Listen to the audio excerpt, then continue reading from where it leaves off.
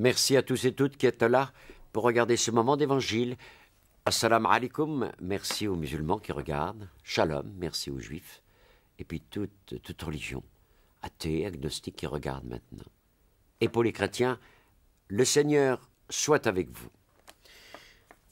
Évangile de Jésus-Christ selon saint Matthieu. Jésus parcourait toutes les villes et les villages, enseignant dans les synagogues, proclamant la bonne nouvelle du royaume et guérissant toute maladie et toute infirmité. Voyant les foules, il eut pitié d'elles, parce qu'elles étaient fatiguées et abattues, comme des brebis sans berger. Il dit alors à ses disciples, « La moisson est abondante et les ouvriers sont peu nombreux.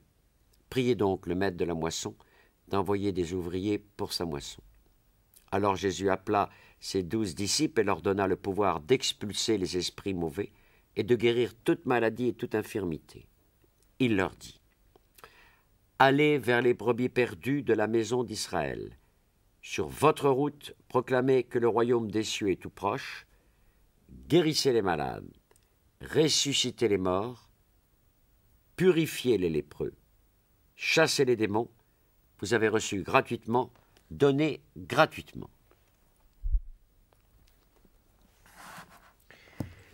Priez le maître de la moisson.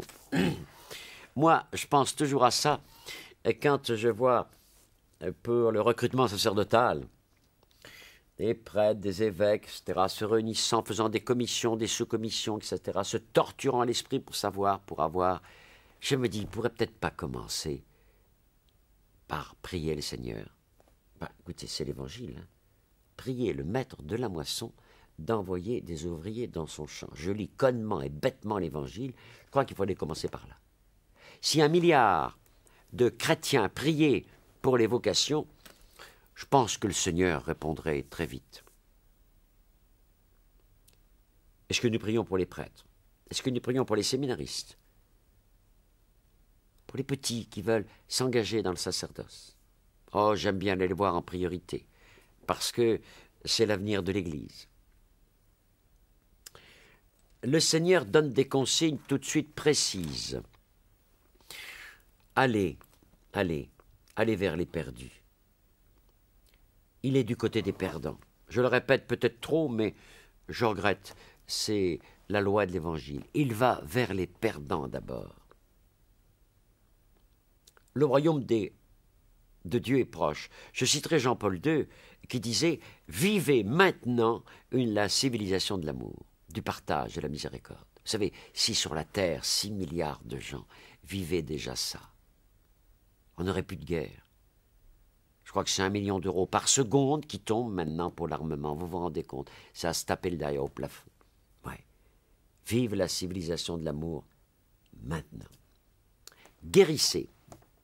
Mais la guérison, mais par le sacrement de réconciliation, où le prêtre vous dit « Je te pardonne tes péchés au nom du Père et du Fils et du Saint-Esprit. » Tous tes péchés sont pardonnés, c'est merveilleux.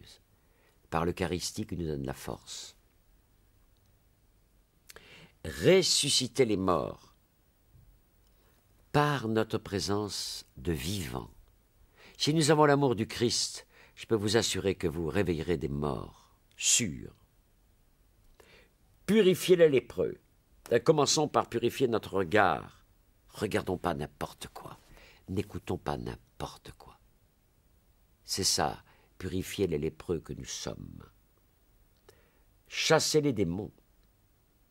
Il y en a beaucoup dans notre société. Il y en a d'abord beaucoup en nous-mêmes. Ce qui m'émerveille, cette dernière phrase, vous avez reçu gratuitement, donné gratuitement. Le don de Dieu qui t'est donné, donne-le. Ne garde rien pour toi. La merveille de la gratuité de l'amour, personne n'échappe à la gratuité de l'amour. Vous savez, quand des amoureux se disent « je t'aime, je t'aime, je t'aime » gratuitement, merveilleux ça. Donnez l'amour que vous avez reçu. Moi, qui ai reçu un amour prodigieux de mon père et de ma mère, pour mes 14 frères et sœurs, je n'ai de cesse que de rendre l'amour qu'on m'a donné tout petit, et l'amour de Dieu que j'ai reçu dans ma vocation chrétienne et sacerdotale. Donnez l'amour aux autres gratuitement, et que cette journée soit ensoleillée de votre amour. Purifiez votre regard. Changez l'autre par le rayon d'amour que vous aurez dans votre cœur, par votre regard d'amour, par les gestes gratuits que vous ferez. Bonne journée avec le Seigneur, en donnant gratuitement ce que vous avez reçu. Amen.